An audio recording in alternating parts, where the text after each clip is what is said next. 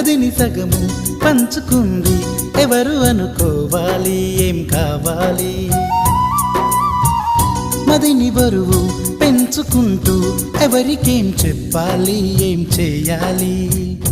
అసలు తను ఎలా ఉందో ఏం చేస్తుందో ఏమోలే స్పెషల్ మనిషైనా కూడా మనకేముంది మామూలే కళలు తెలుసా ఏమో బహుశా కవిత మనిషా కలల హంస